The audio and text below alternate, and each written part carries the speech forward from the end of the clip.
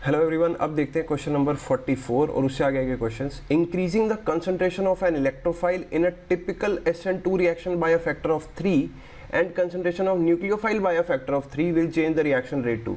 चलो, इसका सोल्यूशन भी बड़ा सिंपल ही है। अगर रिएक्शन SN2 की बात कर रहा है, इसका मतलब अगर मुझे रेट लिखना हो तो मैं रेट कैसे लिखूंगा? Rate is equal to K concentration of alkyl halide यानी कि RX, एंड क्योंकि SN2 है बायोमोलिकुलर तो यहाँ पर RX के साथ साथ और किसकी कंसंट्रेशन पर डिपेंड करेगा? न्यूक्लियोफाइल की कंसंट्रेशन पर। अब क्वेश्चन में क्या बोलता है? इलेक्ट्रोफाइल यानी कि RX की कंसंट्रेशन को 3 टाइम्स कर दिया यानी कि 3x, और न्यूक्लियोफाइल की कंसंट्रेशन को भी क्या कर दिया? 3x। तो दोनों की कंसंट्रेशन ही अगर 3 टाइम्स बढ़ चुकी है तो रेट कितने टाइम्स बढ़ जाएगा? 3 multiplied by 3 that is equal to 9 times. तो रेट जो है that will increase by a factor of 9। तो फर्स्ट ऑप्शन में इंक्रीज बाय फैक्टर ऑफ 6 है, तो बी ऑप्शन जो है इसमें दिया हुआ है इंक्रीज बाय फैक्टर ऑफ 9। तो बड़ा ही सिंपल सा क्वेश्चन है। अगर SN1 रिएक्शन होती तो रेट को कैसे लिखते थे? Rate is equal to KRX, तो वहाँ पर सिर्फ अल्काइल हैलाइड होता था, लेकिन SN2 थी तो मैंने यहाँ पर पूरा रेट लिख दिया SN2 रिएक्शन के लिए। तो बड़ा ही सिंपल क्वेश्चन था। क्वेश्चन नंबर 45 देखते हैं। Consider the following reaction and select the best choice that represents the reaction. ठीक है, तो सबसे पहले तो यहाँ पर क्या है? Na पॉजिटिव और साथ ही साथ क्या दे रखा है? SCH2CH3 negative. अब ये जो है ये एक स्ट्रॉन्ग न्यूक्लियोफाइल है। ये कैसा है? स्ट्रॉन्ग न्यूक्लियोफाइल, इसके ऊपर नेगेटिव चार्ज है। स्ट्रॉन्ग न्यूक्लियोफाइल कैसी रिएक्शन देते हैं? SN2 reaction. और SN2 रिएक्शन में आपको पता है कैसे अटैक होता है? इन्वर्जन से। तो यहाँ से जो हमें प्रोडक्ट मिलता है वो इन्वर्टेड प्रोडक्ट मिलता है, तो SN2 अंडरगोज इन्वर्जन। यानी कि अगर तुम्हारा यहाँ पर ब्रोमाइड जो है लीविंग ग्रुप यानी कि जो वेज पोजीशन पे बना हुआ है, तो जो मेरा अटैकिंग स्पीशीज होगा या जो मेरा प्रोडक्ट बनेगा वो इन्वर्टेड बनेगा। यानी कि अगर ब्रोमाइड वेज पे है तो न्यूक्लियोफाइल डैश पे बनेगा। तो इसका मतलब यहाँ से SCH2CH3 नेगेटिव जो है ये पीछे से अटैक करेगा। पीछे से अटैक करेगा तो ऑब्वियस ही बात है पीछे ही लगेगा यानी कि डैश पे। तो इसका कुछ प्रोडक्ट अगर मैं ड्रॉ करूं तो कुछ ऐसा दिखेगा। अच्छा, ब्रोमाइड तो आगे से निकल जाएगा, डैश पे कौन आ गया? न्यूक्लियोफाइल। न्यूक्लियोफाइल क्या था? SCH2CH3। तो अगर ये पीछे चला गया तो ऑब्वियस ही बात है हाइड्रोजन कैसा आ जाएगा?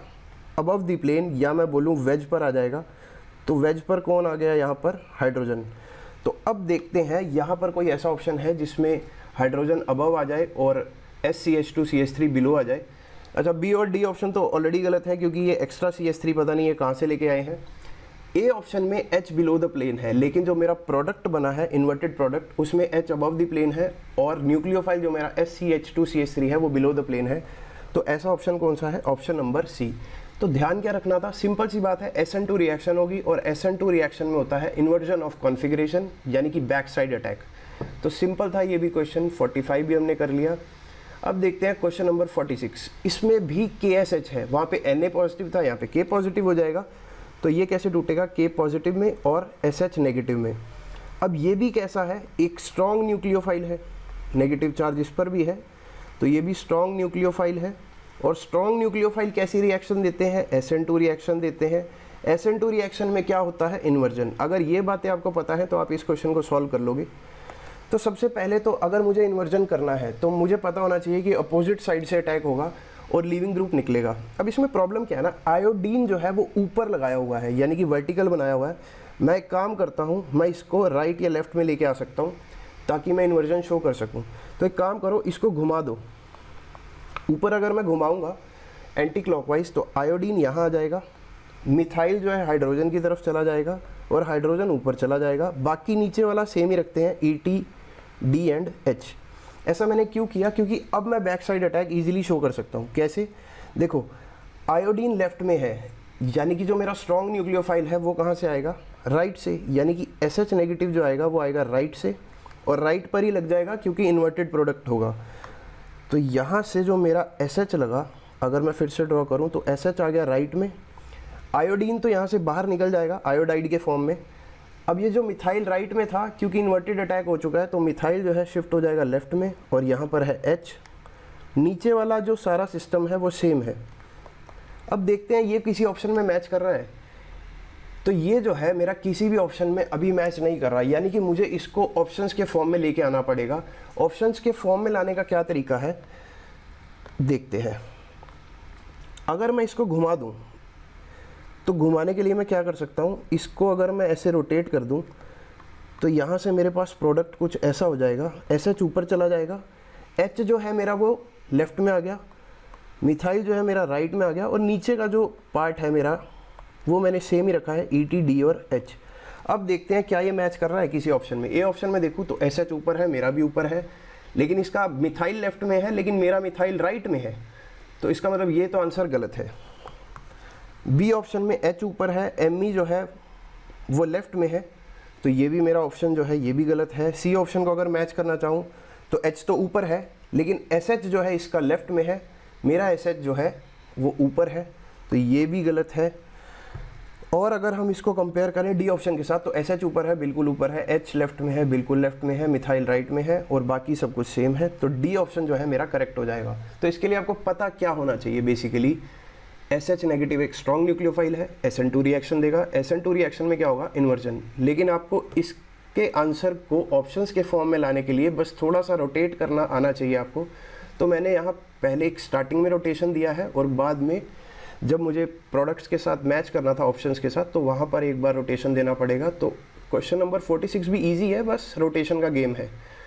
इसके बाद जो है क्वेश्चन नंबर 47, एक रिएक्शन दे रखी है, अल्कोहल दे रखा है, बेसिकली SOCl2 के साथ रिएक्शन करवाई हुई है, और कुछ प्रोडक्ट दिया है SO2 और HCl। अब सबसे पहले वो पूछ रहा है इसका मैकेनिज्म क्या होगा, SNI होगा, SN2 होगा, SE2 होगा या SN1 होगा। अच्छा, कोई भी डबल बॉन्ड नहीं बनी, अल्कीन तो नहीं बनी है, यानी कि एलिमिनेशन नहीं हुआ, तो सी तो बिल्कुल ही गलत है, इसको तो हम छोड़ सकते हैं। अब बात है बच्चों को ये भी देखना चाहिए कि SOCl2 के साथ जो मैकेनिज्म होगा वो कैसा होगा, या तो SN1 हो सकता है, या बच्चे सोचेंगे SN2 हो सकता है, या SNI। तो देखो, मैं आपको बाद में इसका ट्रिक भी बता दूंगा। अगर कभी भी आपका अल्कोहल SOCl2 के साथ रिएक्ट करता है तो SOCl2 का स्ट्रक्चर होता है कुछ ऐसा, SOCl2। तो होगा क्या, ऑक्सीजन का लोन पेयर जो है ये यहाँ पर अटैक करेगा सल्फर के ऊपर, और यहाँ से क्लोरीन जो है लीव कर जाएगा। तो यहाँ से जो मेरा प्रोडक्ट बनेगा वो कुछ ऐसा दिख रहा होगा, मैं नीचे बना देता हूँ RO। अब O किसके साथ जुड़ चुका है, S double bond O, Cl एक बाहर निकल चुका है, एक तो लगा हुआ है ना, तो यहाँ पर क्या है Cl। अब ऑक्सीजन जो है यहाँ पर, ये वाला जो ऑक्सीजन है, R के साथ जो ऑक्सीजन लगा है, ये इलेक्ट्रोनेगेटिव है, यानी कि कार्बन से इलेक्ट्रॉन खींच रहा होगा। अब कार्बन से इलेक्ट्रॉन खींचेगा तो कार्बन पर इलेक्ट्रॉन डेफिशिएंसी क्रिएट होगी, तो यहाँ से क्लोरीन जो है अटैक कर देगा R के ऊपर। तो जब ये R के ऊपर अटैक करेगा, अच्छा ऐसा हुआ क्यों, फिर से सुन लो, ऑक्सीजन ज़्यादा इलेक्ट्रोनेगेटिव है, कार्बन से इलेक्ट्रॉन खींचेगा, जब खींचेगा तो R पे पॉजिटिव चार्ज बन रहा होगा, तो क्लोरीन अपना लोन पेयर लेके R पर अटैक कर देगा, और ये बॉन्ड जो है ऑक्सीजन तोड़ के यहाँ शिफ्ट कर लेगा। तो यहाँ से मेरा क्या बन जाएगा, RCl प्लस साथ ही साथ क्या निकल जाएगा, SO2 और HCl। तो यहाँ से मेरा RCl बना, SO2 HCl बना। यानी कि ये मैकेनिज्म हुआ कैसा, इसमें जो क्लोरीन ने अटैक किया है ये इंट्रामोलिकुलर अटैक है, यानी कि इसी मॉलिक्यूल में क्लोरीन था, इसी मॉलिक्यूल में R था, तो ये अटैक कैसा हुआ, इंट्रामोलिकुलर। तो इसको मैं लिख देता हूँ, इंट्रामोलिकुलर अटैक है, इसीलिए जो मेरा यहाँ पर रिएक्शन मैकेनिज्म है वो कैसा हुआ, SNI, यानी कि इंट्रामोलिकुलर। तो आंसर तो हो गया मेरा A। और अगर आपको शॉर्टकट में याद रखना है तो हमेशा याद रखना, अगर सिर्फ SOCl2 दे रखा है, सिर्फ SOCl2, तो SNI आंसर पे टिक करके आना।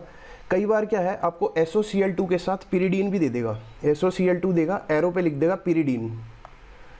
अगर कभी भी पिरिडीन दे रखा होगा तो वहाँ पर जो मैकेनिज्म फॉलो करेगा वो होगा SN2, क्योंकि पिरिडीन एक स्ट्रॉन्ग बेस है, और यहाँ पर जो मैकेनिज्म फॉलो होगा SN2। तो आप इसको शॉर्टकट से भी याद रख सकते हो, अगर खाली SOCl2 है तो SNI मैकेनिज्म है, और अगर पिरिडीन है तो SN2। तो यहाँ से मेरा ये भी क्वेश्चन सॉल्व हो गया, मैकेनिज्म मैंने आपको ड्रॉ करके दिखा दिया। अब चलते हैं लास्ट क्वेश्चन पे, 48th। Consider the following anions. चलो ठीक है भाई, कर लिए consider. When attached to sp3 hybridised carbon their leaving group ability. Leaving group ability बतानी है कि कौन लीव कर जाएगा। अच्छा, लीव अगर करेगा तो तभी कर पाएगा अगर लीव करने के बाद वो स्टेबल है। कोई भी चीज़ आपको छोड़ के कब जाती है, जब उसको लगता है कि मैं इसको छोड़ दूं और फिर भी स्टेबल रहूं तो मैं इसको छोड़ सकता हूं। तुम भी तो ऐसे ही करते हो, अगर तुम अपने आप में स्टेबल हो तो तुम किसी को भी छोड़ सकते हो। तो लीविंग ग्रुप एबिलिटी जो है, मैं लिख देता हूं, leaving group ability that is directly proportional to stability. तो सिंपली मैं यहाँ पर स्टेबिलिटी ऑफ अनायन देख सकता हूँ, स्टेबिलिटी ऑफ अनायन, जो भी अनायन स्टेबल होगा वो अच्छे से लीव कर पाएगा। अब देखते हैं कौन सा स्टेबल है। अब स्टेबल देखने के लिए क्या है, अगर मैं फर्स्ट ऑप्शन में बात करूं तो यहाँ पर O नेगेटिव है और ये जो है कॉन्जुगेशन में है ऑक्सीजन के साथ ऊपर भी और नीचे भी। तो दो स्ट्रक्चर तो ये बनेंगे और एक स्ट्रक्चर जो ये खुद दे रखा है, तो यानी कि इसके 3 रेजोनेटिंग स्ट्रक्चर बनेंगे।